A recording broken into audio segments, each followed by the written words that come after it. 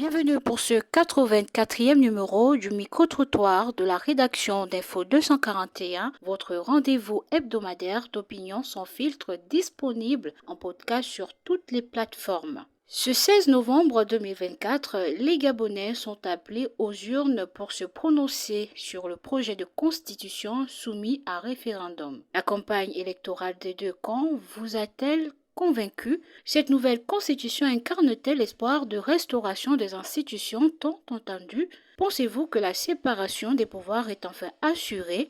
Quel est votre verdict? La rédaction d'Info 241 a baladé ses micros entre les villes de Libreville, Port-Gentil et Oyem pour avoir vos réponses à ces questions brûlantes. Voici les réactions recueillies. Pour moi, je me prononcerai sur le oui au regard de cette constitution. La séparation de pouvoir, elle est très bien actée parce que chaque pouvoir a la liberté de fonctionner, la liberté de décision, la liberté décisionnelle. Donc pour moi, je me prononcerai sur le oui. La séparation de pouvoir est bel et bien actée dans cette nouvelle constitution. Mon verdict par rapport à la question est que, au regard de tout ce qui a été dit, que ce soit sur les plateaux télévisés et sur les différentes sensibilisations, et après avoir lu également moi-même la Constitution et l'analyser, mon verdict est le oui. Oui, parce que cette Constitution-là est vraiment pour l'unité des Gabonais, est vraiment pour le développement du Gabonais, est vraiment pour le vivre ensemble, la construction, car pour moi, elle prend en compte tous les pans de la société et tous les individus, peu importe leur handicap ou non-handicap. La question du référendum a été très bien défendue par tous les partis. La campagne s'est très bien passée. Nous avons tout autant vu, que ce soit sur les plateaux télévisés, mais également sur le terrain, certaines campagnes menées par les deux camps. En ce qui concerne la Constitution, je dirais que cette Constitution, elle vient à point nommé parce qu'aujourd'hui, le Gabonais avait besoin de se retrouver. Le Gabonais avait besoin de réécrire son histoire. Le Gabonais avait besoin de nouvelles orientations, d'une nouvelle vision. Et aujourd'hui, cette Constitution vient pour répondre à cela parce qu'elle implique tous les Gabonais de tous les bords, hommes, femmes, vulnérables ou pas vulnérables. Et pour moi, oui, cette Constitution-là incarne véritablement l'espoir d'une nouvelle restauration. Oui, je sors de là très convaincu parce que j'ai eu le temps, moi-même, en tant qu'acteur de la société civile, d'être engagé dans la campagne au compte du oui, mais également aussi de partager 2-3 plateaux avec des partisans du non qui, eux, étaient très lucides sur le projet dont ils portaient. Mais après, comme on le disait, cette constitution n'est pas la parole de Dieu. C'est une constitution qui a été écrite par des Gabonais et que les quelques imperfections que le camp du non nous propose, nous pensons qu'elles peuvent être réglées plus tard. Oui, nous pensons qu'elle incarne, et même vous voyez que ceux du camp du non ne posent pas des problèmes ici de restauration d'institutions. Ils posent là des problèmes mineurs qu'on pense qu'effectivement leur nom n'est pas à l'endroit de ça, mais c'est des noms pour des détails en fait. Et donc nous pensons effectivement qu'elle incarne bien ici la restauration des institutions. Mais écoutez, la séparation des pouvoirs, je pense que c'est le souhait des Gabonais depuis longtemps. Après la constitution de 1991, les Gabonais avaient créé la séparation des pouvoirs. Vous voyez très bien même que ceux qui hier refusaient la séparation des pouvoirs se lèvent aujourd'hui pour prôner la séparation des pouvoirs. Donc nous pensons effectivement que la séparation des pouvoirs est nécessaire. Il faut dire que la contre-constitution ne l'a pas. Voilà, donc on n'a que la constitution elle-même. S'il fallait peut-être pencher sur un non, oui, pour laisser les Gabonais le temps de faire le choix, on n'a pas un autre support qui nous permettrait de dire non. Donc on n'a que le support de la Constitution et déjà c'est la première fois que la Constitution soit assez accessible à tous les Gabonais. Notamment, ça a été envoyé sur ce fichier numérique pour que tous ceux qui puissent avoir accès puissent consulter un peu les différents articles de la Constitution. Donc il faut dire qu'il y a déjà matière à au moins voter oui.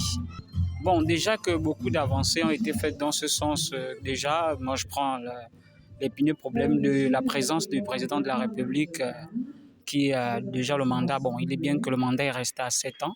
On aurait voulu quand même que ça descende à 5 ans. Mais bon, c'est 7 ans. Et le mandat du président n'est plus consécutif. Donc on sait que le président fait ses 2 mandats. Bon, après, il n'a plus le droit de se représenter une 3e fois. C'est déjà une véritable avancée. Dans ce sens aussi que la Cour constitutionnelle incarne aujourd'hui une véritable autorité, dans ce sens où le président de la République n'a plus véritablement les pleins pouvoirs. Ça, c'est déjà une avancée. Le président peut être destitué. Donc ça, c'est déjà une avancée aussi qui pourrait permettre aux Gabonais de voter oui. Encore consulter dans toute sa forme, mais je crois que quand même, il y a une avancée dans ce sens. Satisfait de la nouvelle constitution? Oui, satisfait de la nouvelle constitution en ce qui concerne déjà les valeurs. On retrouve véritablement un peu l'identité gabonaise parce qu'après la constitution datant était plus calquée sur celle des autres nationalités, sinon de la France. Mais là, on a plus ou moins une constitution qui calque véritablement les valeurs que les Gabonais défendent, qui se représentent, dont les Gabonais peuvent véritablement se représenter dans cette constitution. C'est vraiment une constitution gabonaise. D'abord, en tant que compatriote et habitant de Port-Gentil, j'ai plusieurs fois assisté à cette campagne dans les 2 camps. Il faut d'abord relever le fait qu'on constate que les 2 camps n'ont pas les mêmes moyens, ne se déploient pas de la même façon. Parce qu'il y a le camp du oui, au référendum, qui a un peu plus de moyens comparativement au non, qui même a du mal à faire des banderoles, des t-shirts. Voilà, là déjà, le problème se pose à ce niveau. Mais qu'à cela ne tienne, chacun des camps défend ses aspirations, défend sa position quant à ce référendum à venir. Chacun trouve ses arguments pour convaincre les populations à voter soit non, soit oui. Une œuvre humaine est parfaite. Donc, ce sont les hommes qui ont fait cette constitution, des Gabonais d'ailleurs, qui se sont assis au dialogue pour sortir cette constitution. Aujourd'hui, nous savons tous que dans les 173 articles contenus dans ce projet, il y en a qui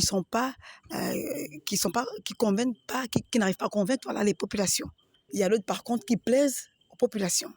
Donc dans ce contexte, chacun de nous devrait se rendre compte et par rapport à nos aspirations, voir comment, dans quelle mesure on peut être satisfait par cette constitution, sachant que on ne peut satisfaire tout le monde en même temps. Je dirais oui et non. Je dirais oui parce que il faut bien qu'il y ait une censure. Il faut bien qu'il y ait une censure. Même si on est président de la République, on a le droit d'avoir les populations ou alors les judiciaires ont le droit d'avoir un regard sur la démarche, la conduite de celui qui est à la tête du pays. Mais également, je dis non. Il y a des pays dans lesquels ça a pu marcher. On prend l'exemple des États-Unis, ça a marché. On prend l'exemple de la France, ça a marché. Aujourd'hui, les États-Unis sont encore à leur première république. Ils n'ont pas changé de constitution jusqu'à maintenant. Ça veut dire que si ça se passe bien, ça peut marcher au Gabon. Ce n'est pas la constitution qui est mauvaise. Aucune constitution n'est mauvaise, aucune constitution n'est bonne. Ce sont les personnes qui sont à la tête qui peuvent être bonnes ou mauvaises. Tout dépend de comment on se sert de notre constitution. Je dirais véritablement, oui, elle me satisfait. Elle me satisfait parce qu'il y a plus d'articles qui me plaisent par rapport à d'autres. La Constitution, comme elle fut dans les années antérieures, il y a beaucoup de choses qu'on fustigeait pour le PDG, sinon le pouvoir en place. Chose que nous ne constatons pas aujourd'hui. Et s'il faut faire une différence, sinon une démarcation entre la Constitution de hier et la Constitution d'aujourd'hui, nous voyons bien qu'il y a beaucoup d'articles dans cette Constitution qui favorisent le bien-être, qui favorisent la convivialité, sinon j'ai envie de dire le rassemblement des fils et des filles des mêmes pays qui devraient en principe partager, sinon vivre ensemble entre eux. Pour ce qui concerne la Constitution, me prononcerai favorable dans ce sens où nous avons dans l'ancienne Constitution, pour faire le comparatif, l'ancienne constitution ici, nous avions la Légion étrangère qui déjà, pour ma part me concernant, avait déjà presque pris tout le pouvoir, sinon tout l'État. Donc le Gabonais n'avait plus de force. Et lorsque nous voyons à cette constitution aujourd'hui certaines dispositions telles que le Gabonais d'abord, et à l'avenir, le Gabonais ne sera président désormais au Gabon que celui qui est ressortissant gabonais de sang pur, c'est-à-dire de père-mère, ou de celui qui est soit de père gabonais ou de mère étranger, ou de mère étrangère, j'ai envie de dire, et soit d'un Gabonais qui est mère gabonaise ou d'un papa, et donc selon. Donc les dispositions en font foi en fait sur le statut de président à l'avenir. Donc c'est une avancée, j'ai envie de dire c'est une avancée vraiment très capitale sur la Constitution, sur les différentes dispositions une après l'autre, essayer de voir un peu ce qui a été amélioré. Sinon, le temps nous est vraiment imparti pour se prononcer sur tous les articles de la Constitution. Donc, au vu et au su de tous, nous voyons bien que la Constitution a une amélioration dans ce sens où il y a certains articles qui, déjà dans le passé, ont fustigé le pouvoir en place, on les a remplacés, on les a enlevés.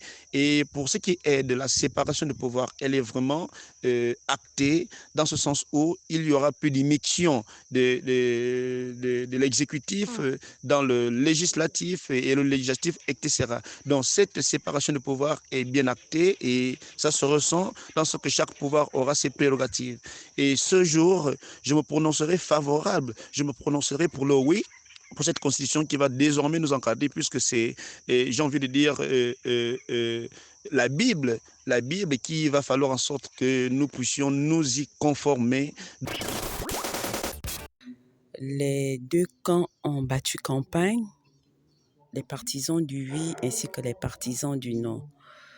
J'avoue qu'avant cette période de campagne, j'étais très confuse parce qu'en réalité, de ce qui se dégageait des réseaux sociaux, on avait l'impression que le oui avait des raisons de faire la propagande du oui. Mais au regard des explications qui ont été données par les partisans du oui, mes doutes ou du moins mes interrogations ont trouvé des réponses et des réponses favorables au oui. Je pense qu'on peut accorder le bénéfice du doute à cette constitution dans la mesure où on vient de nous expliquer que les intangibilités, c'est-à-dire que les articles qu'on ne pourra jamais modifier ne constituent pas forcément le problème fondamental des Gabonais. Alors, si on prend l'exemple des partisans du Nord, ces derniers mettaient en avant le régime présidentiel, alors que tout à l'heure, on vient de nous dire que le régime présidentiel a été inscrit dans des articles qu'on peut modifier à la longue, ce qui veut dire qu'il n'y a plus de crainte à ce niveau.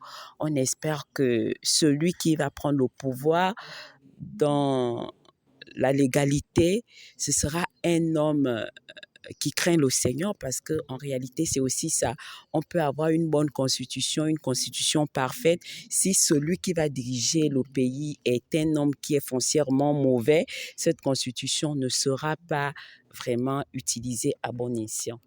J'avoue qu'au regard de la description de l'article en rapport avec le régime présidentiel proprement dit, on a l'impression que le président à lui seul a tous les pouvoirs. Donc, il n'y a pas de séparation de pouvoir. Mais au fond, on nous dit également que cet article peut être modifié et ça va dépendre de celui qui sera à la tête du pays, ce qu'il va en faire exactement. Si on a un tyran à la tête du pays, là, on peut dire qu'on on sera à côté parce qu'il va appliquer le texte tel qu'il est dit. Et s'il est de mauvaise foi, il va même devenir un dictateur, si on peut le dire ainsi. Mais si c'est un homme qui craint le Seigneur, comme je venais de le dire, c'est un homme qui craint Dieu, on peut s'attendre à ce qu'il soit un homme de paix, un homme qui donne à chaque pouvoir de pouvoir travailler librement sans qu'il y ait des contraintes, sans qu'il ne vienne ajouter son pouvoir de super président. Pour finir, je ne peux pas dire totalement qu'elle me rassure.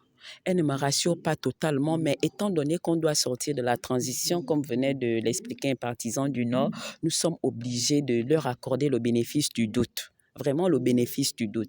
On émet beaucoup de réserves. Elle n'est pas parfaite, cette constitution, mais on se dit, si on doit avancer, on va essayer de donner notre accord, de donner notre oui, et l'avenir nous le dira.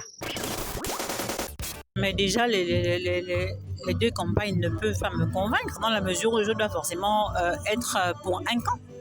Ce que je peux dire par rapport à ça, c'est qu'on a vu beaucoup plus sur le terrain les partisans du oui comparé à ceux du non. Ce sont les partisans du oui qui ont envahi le terrain pendant tous les 10 jours de campagne, contrairement à ceux du non qu'on a rarement vu. Moi, je suis de ceux-là qui vont s'engager à juger le maçon au pied du mur. La Constitution a été rédigée par des êtres humains, comme vous et moi. Si on tient compte du fait, si on part du fait qu'aucune œuvre humaine n'est parfaite, cette Constitution-là, on pourrait la refaire, on pourrait la réécrire autant de fois qu'on voudrait.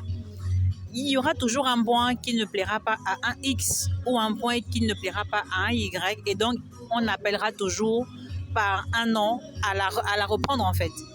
Donc, est-ce que cette Constitution répond à l'objectif de restauration des institutions? Je me risque de juger le maçon au pied du mur, mais eu égard à ce qui a déjà été fait jusqu'ici, c'est-à-dire depuis que le CTRI est à la tête du pays depuis 1 an, moi je me dis qu'on est sur le processus en fait. Pourvu que ça continue comme ça, pourvu que rien ne change, pourvu que le président nous matérialise effectivement cette restauration de l'institution là. Voici ce que je peux dire en fait. Mais vous le dites si bien, comme toujours, ça veut dire que ça a toujours été fait ainsi. Et pourquoi vous dites que le chef de l'État n'aura pas de compte à rendre à la population? Et pourtant, il est prévu quelque part dans cette Constitution que le chef de l'État peut être pénalement poursuivi en cas de haute trahison. La haute trahison, ça peut être le manquement au plus haut point des engagements pris vis-à-vis de ses compatriotes, donc vis-à-vis du peuple gabonais. On a parlé d'une justice on ne peut plus autonome qu'auparavant. Ça veut dire qu'il y a une séparation du pouvoir quelque part. Je veux dire qu'il y a des choses que nous profanes, d'accord, dans le domaine politique, dans le domaine de la gestion de la chose publique, il y a des choses que nous profanes, on ne maîtrise pas. Et donc, si je réponds par oui, que cette constitution me satisfait, ce n'est pas tant que je maîtrise et les tenants et les aboutissants, non. C'est par rapport à ce que je peux attendre élémentairement de chef d'État que nous allons élire en 2025. D'accord? Moi, je suis de ceux-là qui pensent que dans ce pays, on a besoin d'un chef d'État rigoureux au plus haut point. Sinon, dictateur, mais une dictature éclairée, d'une dictature positive, d'une dictature responsable. Parce que, en général, ce que nombreux craignent dans cette nouvelle constitution, c'est de fabriquer un vêtement pour un président, pour un super président en fait, qui aurait trop de pouvoir. Pour ma part, si le président élu va utiliser tous ces super pouvoirs-là pour nous ramener un peu à l'ordre dans ce pays, s'il va user de ça pour nous faire changer de mentalité, de gré ou de force, moi je dis que cette constitution me satisfait. Je dis dans ce sens-là qu'elle me satisfait. Vraiment, c'est ma prière, c'est mon souhait que ce vêtement-là qu'on va confectionner pour notre futur président ne le monte pas la tête en fait, pour qu'il en use de manière outrageuse. Il faudrait que notre président demain soit vraiment, je sais même que ce soit déjà le général, que demain que l'esprit militaire vienne sur lui et qu'il nous ramène un peu à l'ordre dans ce pays. On en a besoin. Les gens crient au changement, les gens veulent le changement, mais ils ne sont pas prêts à changer leurs petites mauvaises habitudes là qu'ils ont au quotidien. On te paye pour un salaire chaque fin du mois, mais pourtant tu voudrais des pots de vin pour accomplir certaines tâches. Ce n'est pas bien. C'est tout ça le changement en fait. Donc pour moi, si il faut que demain on ait un président, mais dictateur positivement parlant, cette constitution-là, elle me satisfait.